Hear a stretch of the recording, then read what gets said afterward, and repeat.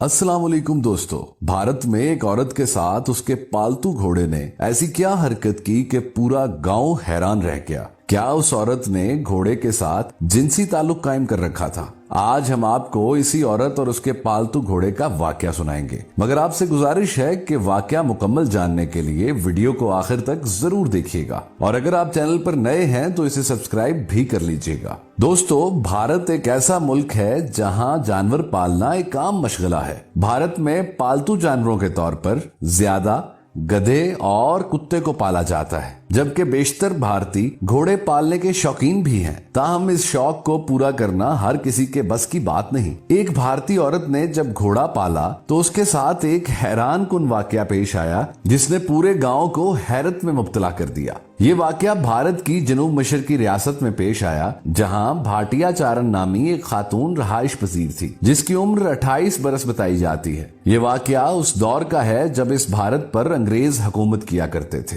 जबकि अंग्रेजों ने रियासत के इंतजामी अमूर यहाँ के राजा के हवाले कर रखे थे। रियासत का राजा सख्त गिर इंसान था और अक्सर औकात अपनी ही राया पर जुल्म सितम ढाया करता था। एक बार का जिक्र है कि राजा ने शिकार का प्रोग्राम बनाया। इस मकसद के लिए उसने गांव भर से घोड़े मंगवाए। खूब तहकीक के बाद राजा के आदमियों ने भाटिया चारण नामी खातून का घोड़ा मुंतखब किया और उसे राजा के हुजूर पेश करके कहा कि महाराज, ये घोड़ा इंतहाई आला नस्ल का है, जबकि इसकी तरबियत भी बहुत अच्छे तरीके से की गई है। राजा ने जब घोड़े की तारीफ सुनी तो सवारी करके इस घोड़े की सलाहियतों को जांचना चाहा। सवारी करने के बाद रियासत का राजा भी इस घोड़े के गुण गाने लगा। उसने भाटिया चारण नामी खातून से कहा कि वो ये घोड़ा उसे बेच दे और इसके बदले वो इसे मुंह मांगी कीमत अदा करेगा, मगर वो खातून ना मानी। उसने रियासत के राजा से कहा कि ये घोड़ा इतना कीमती है कि तुम सारी रियासत देकर भी इसे हासिल नहीं कर सकते। ये जवाब सुनकर तमाम दरबारी और खुद राजा भी हैरान रह गया। राजा ने भाटिया चारण से पूछा कि बताओ, इस घोड़े में ऐसी क्या खूबी है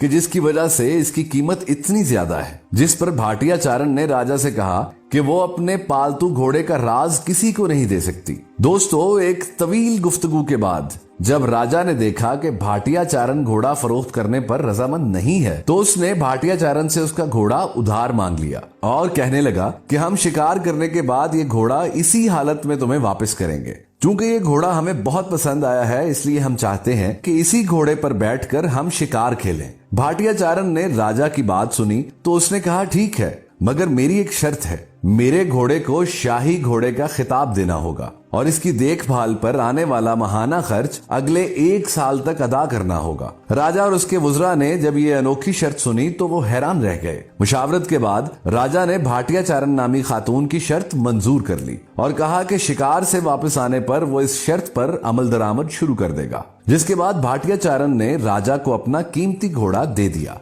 राजा इसे लेकर मुकर्रा दिन शिकार करने जंगल पहुंचा। उसने घोड़े को रोकने की कोशिश की तो घोड़ा ना रुका और जंगल के घने हिस्से की जानिब दौड़ता चला गया। सिपाही और मुहाफिज भी हैरान थे कि इससे कबल तो राजा ने इतने घने जंगल में जाकर कभी शिकार नहीं किया। खैर, वो भी राजा के पीछे पीछे चलते गए। घोड़ा काफी देर दौड़ता रहा और उन्हें जंगल के एक ऐसे हिस्से में ले गया जिससे कोई और वाकिफ ना था। यहाँ शिकार के लिए परिंदे और जानवर वाफर तादाद में थे। तरह तरह के जंगली फल भी थे और मीठे पानी के चश्मे भी बह रहे थे।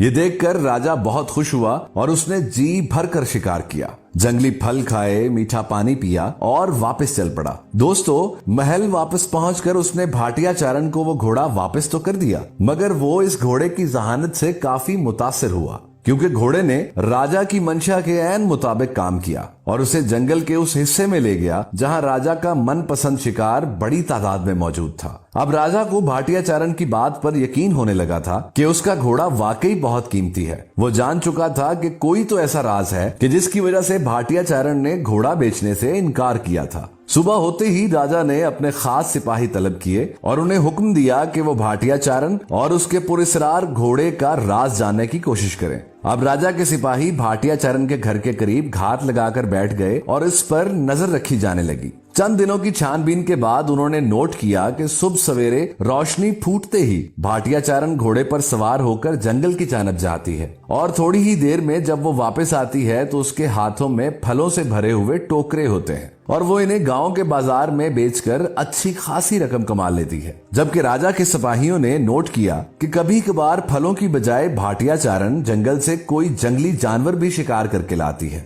और इसे फरोख्त करके एक अच्छी रकम हासिल कर लेती है। राजा के सिपाहियों ने जो कुछ नोट किया था वो आकर राजा को बता दिया, जिस पर वो हैरान रह गया। उसने भाटिया चारण को दरबार में तलब किया और इसकी वजह दरियाफ्त फरमाई, जिस पर भाटिया चारण ने बताया कि वो बचपन से ही जानवरों से बहुत ज्यादा मोहब्बत करती थी और जहां कोई भूखा जानवर देखती तो इसे खाना खिलाती। ये सिलसिला इसकी जवानी तक जारी रहा और एक बार वो जंगल से गुजर रही थी तो एक बुजुर्ग ने उसे ये घोड़ा दिया और कहा कि इसे रख लो, ये तुम्हारे बहुत काम आएगा। तब से ये घोड़ा इसे जंगल से फल और गोश्त ला कर देता है और वो इसे फरोख्त करके अच्छे पैसे कमा लेती है। यही वजह है कि उसका घोड़ा बहुत कीमती है। दोस्तों, राजा और उसके दरबारी ये सुनकर दंग रह गए। कोई उसकी बात पर यकीन करने को तैयार न था, मगर राजा ने इसी घोड़े पर बैठकर शिकार किया था। वो कायल हो चुका था कि वाकई भाटिया चारण का घोड़ा खास घोड़ा है। उसने फौरी तौर पर घोड़े को शाही घोड़े का खिताब दिया और महाना खर्च भी मुकर्रर कर दिया। ताहम चंद दरबारी और गांव वाले जो भाटिया चारण से हसद करते थे, उन्होंने इल्जाम आयद किया कि भाटिया चारण ने अपने पालतू घोड़े के साथ नाजायज जिनसी ताल्लुकात बना रखे हैं और इसकी तकमील के लिए वो लस सुबह जंगल में जाती है ताकि उसे शर्मनाक हरकतें करते हुए कोई न देख ले। लेकिन रियासत का राजा ना माना, क्योंकि उसके दिल में भाटिया चारण और उसके घोड़े के लिए मोहब्बत पैदा हो चुकी थी। दरअसल भाटिया चारण को ये मौजजाती घोड़ा जानवरों से प्यार करने और उनके हकूक का ख्याल रखने पर किसी बुजुर्ग ने अता किया था, जिससे ये सबक भी मिलता है कि इंसान को जानवरों से अच्छा सलूक करना चाहिए। दीन इस्लाम में भी जानवरों और परिंदों से प्यार करने और उनके हकूक का ख्याल रखने की तलकीन की गई है। इस्लाम के मुताबिक तुम में से बेहतरीन वो है जो अल्लाह की मखलूक को ज्यादा फायदा पहुंचाने वाला हो। मुसलमान अल्लाह की हर मखलूक का खैर खा होता है, क्योंकि इस्लाम तो सरासर अमन सलामती और खैर खाही का मजहब हक है और ये सबको सलामती का पैगाम देता है। इस्लाम ने तो अपने पैरोकारों को जानवरों से भी हुस्ने सलूक का दर्स दिया है और उन पर रहम करने का हुक्म दिया है। हजरत सईद बिन जुबैर फरमाते हैं कि मैं इब्ने उम्र के साथ था, वो चंद नौजवानों के पास से गुजरे जिन्होंने एक मुर्गी बांध रखी थी और उस पर तीर से निशानाबाजी कर रहे थे। उन्होंने इब्ने उम्र को देखा तो भाग गए। उस वक्त इब्ने उम्र ने फरमाया कि बिलाशुबा अल्लाह के महबूबे करीम सल्लल्लाहु अलैहि वसल्लम ने ऐसा करने वालों पर लानत फरमाई है। सरकारे दो आलम सल्लल्लाहु अलैहि वसल्लम ने एक मौका पर जानवरों के आराम का ख्याल रखने की ताकीद फरमाते हुए इरशाद फरमाया कि जब तुम लोग सरसब्जी और शादाबी के जमाने में सफर करो तो ऊंटों को जमीन की सरसब्जी से फायदा उठाने दो और जब तुम कहत के जमाने में सफर करो तो उन्हें तेजी के साथ चलाओ। दोस्तों, वीडियो कैसी लगी कमेंट जरूर कीजिएगा। आज की वीडियो में बस इतना ही। अगली वीडियो तक के लिए अल्लाह निगहबान।